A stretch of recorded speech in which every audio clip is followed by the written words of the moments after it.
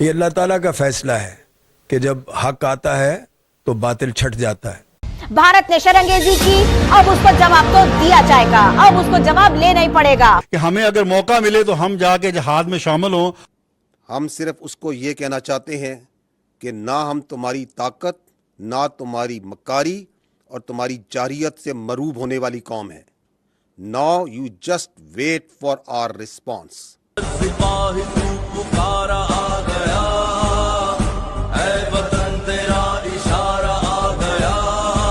مسلمان میں اور ایک ہندو میں یہ فرق ہے کہ ہندو کو اپنی زندگی سے محبت ہے اور ہمیں اپنی موت کے اوپر یقین ہے، اور ہماری محبت جو ہے وہ موت کے ساتھ زیادہ ہے.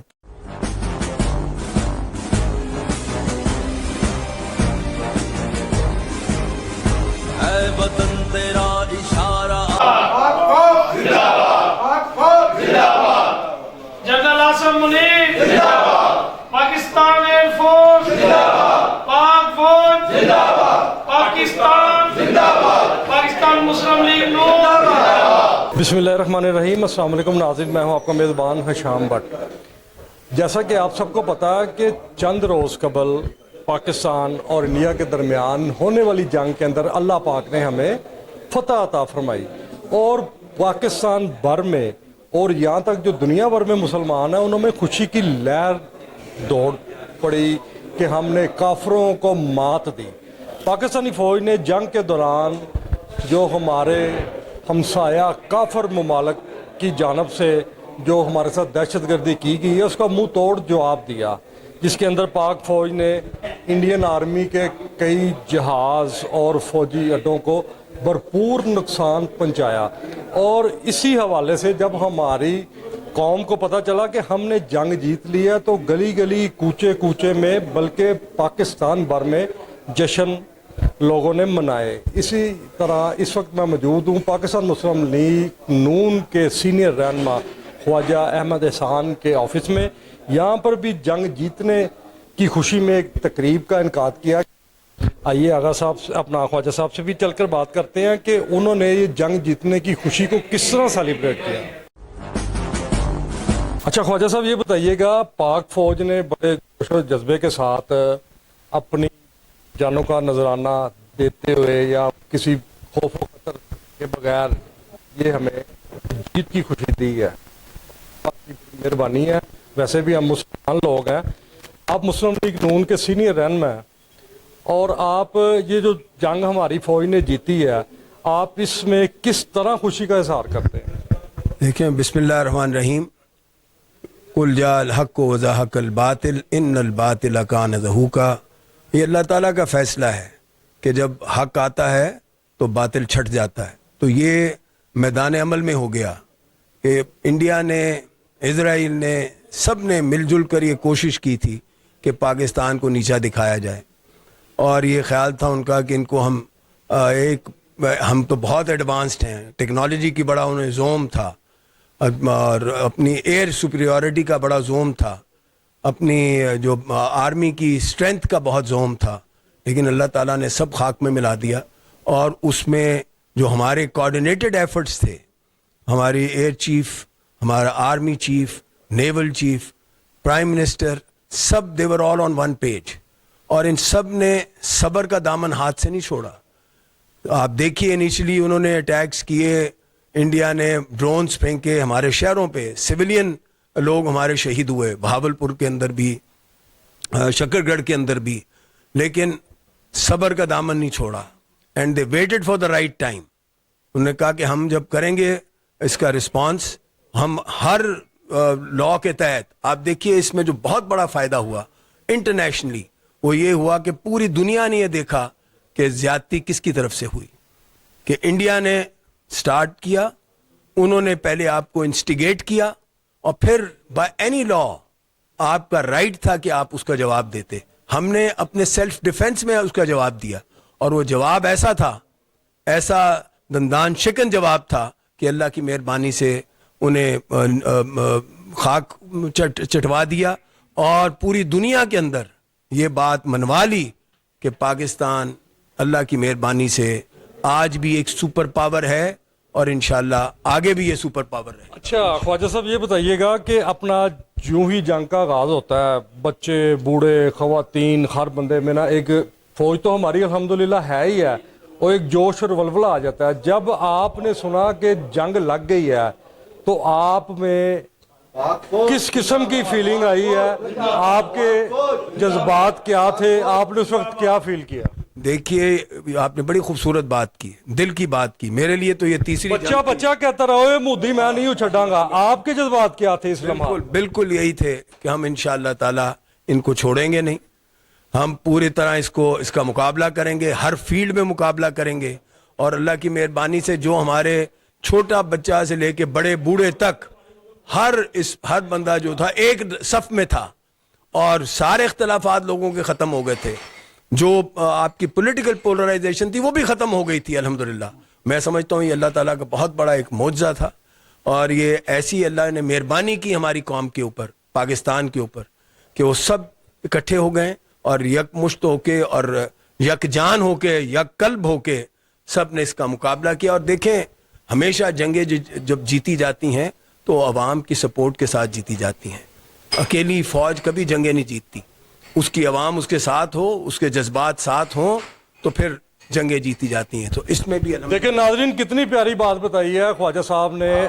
خواجہ صاحب کا کہنا ہے کہ جب جنگ کا آغاز ہوا تو ہمارے اندر بھی ایک عجیب و غریب قسم کا جوش اور ولولہ طاری ہو گیا، اور جو ہماری سیاسی جماعتیں ہیں پاکستان کی، ان سب نے اپنی مخالفتیں چھوڑ کر ایک ہو کر یہ جنگ کے دوران اتفاق سے رہنے کا مظاہرہ کیا. اور دوسری جانب سے اللہ پاک کی مہربانی سے ایک بڑا اہم اور بڑا خوبصورت قسم کا معجزہ اللہ پاک نے ہمیں عنایت فرمایا کہ ہماری فوج نے دشمن کے اوپر فتح حاصل کی. مزید جو اپنا یہاں پر ان کے آفس میں آج جو اس تقریب کا انعقاد کیا گیا ہے جنگ جیتنے کے حوالے سے، ایک چھوٹی سی جشن نما تقریب یہاں پر چل رہی ہے خواجہ صاحب کے آفس میں، یہاں پر جو ان کے نون لیگ کے ورکرز، دوست سے باپ یا جو دوسرے ساتھی آئے ہوئے ہیں بینگ اے پاکستانی، ان سے بھی جانتے ہیں کہ جنگ جیتنے کے حوالے سے ان کے کیا جذبات ہیں. جی بتائیے گا. بسم اللہ الرحمن الرحیم. جی ذوالفقار احمد بھٹی جی، میں یونین کونسل 200 سے چیئرمین ہوں.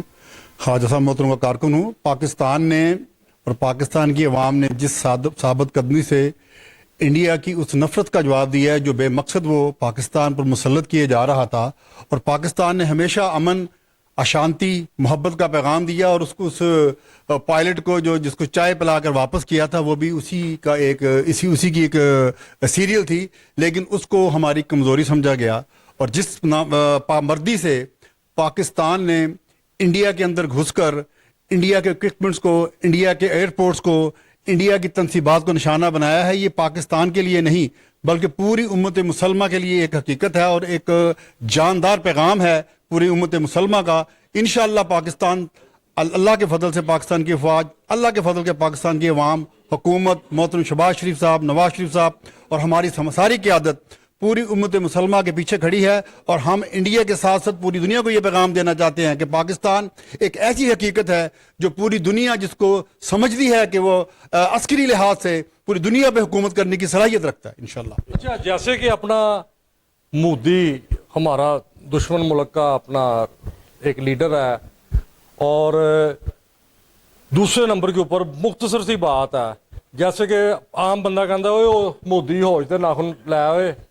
آپ جب الیکشن ہوتے ہیں آپ ایک بڑے متحرک نون لیگ کے کارکن ہیں، جب آپ نعرے لگاتے ہیں نواز شریف زندہ باد، شہباز شریف زندہ باد، کیا آپ میں کوئی ایسی فیلنگ آئی ہے اوے مودی اوے بندے دا پتر بن؟ فیلنگ نہیں جی، ہمارے تو بچے بھی، گھر کے چھوٹے بچے، خواتین اور لوگ محلے دار سارے اس طرح ایکسائٹڈ تھے کہ ہمیں اگر موقع ملے تو ہم جا کے جہاد میں شامل ہوں، ہمیں اگر موقع ملے تو ہم اس مودی چوڑے کا جواب دے سکیں جو بے مقصد پوری دنیا کا امن خراب کرنا چاہتا ہے، جو بے مقصد پوری دنیا کو دبانا چاہتا ہے. انڈیا کا جو پیغام ہے وہ دہشت گردی کا پیغام ہے، انڈیا کا جو پیغام ہے وہ بد امنی کا پیغام ہے. پاکستان نے جو پیغام دیا ہے وہ امن کا پیغام دیا ہے. ہمیشہ پاکستان نے انڈیا کو بھی اور پوری دنیا کو بھی ایک ایسا پیغام دیا ہے جس سے پوری دنیا میں امن قائم ہو، اشانتی قائم ہو، سلامتی قائم ہو. کتنا واضح انہوں نے پیغام دیا ہے کہ ہماری جو قوم ہے، ہماری قوم کا بچہ بوڑھا، ہر فرد مودی چوڑے کے لیے اس کے انگیسٹ متحرک ہو کر لڑنے کے لیے تیار ہے. आप बताइए जी, क्या कहते हैं, क्या समझते हैं इस जंग के हवाले से आप? मैं मुख्तसर सी बात करूंगा जी, समुंदर को कुएं में बंद करने वाली कि हम जिंदा कौम हैं, पाइंदा कौम हैं, हम सब की है पहचान, हम सबका पाकिस्तान। पाकिस्तान जिंदाबाद। जी जनाब, क्या कहते हैं आप? देखें, अल्लाह ताला ने पाकिस्तान जो है वो कलमे की बुनियाद पे रखा गया, ला इलाहा इल्लल्लाह मोहम्मद रसूलुल्लाह।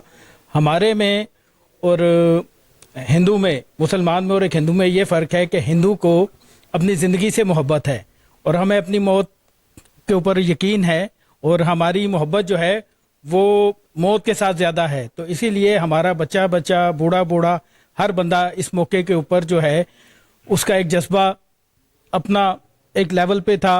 और आप ये देखें कि हमारी पाक फ़ौज के ऊपर हमारा इतना ट्रस्ट था कि हम रात को सुकून की नींद सोते थे, जबकि पूरा हिंदुस्तान आप देखें कि वो बेचारे भाग रहे थे कि पता नहीं अभी हमारे साथ क्या होगा। तो हमारे में और उनमें ये फ़र्क है जी।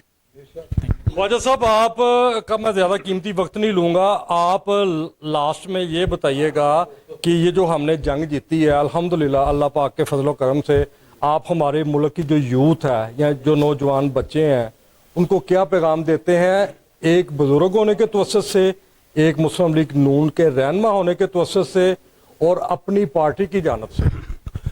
बिस्मिल्लाहिर्रहमानिर्रहीम। देखिए जी, इसमें मेरे ख्याल में बड़ी बहुत बात वाज़ेह हो गई है कि हमारी कामयाबी जो थी हमारे इत्तेहाद में और इत्तेफाक में थी, और यही मैं अपनी यूथ को कहता हूँ और यही मैसेज है उनके लिए भी कि देखिए कि इससे अल्लाह ताला ने कैसी बरकत डाल दी।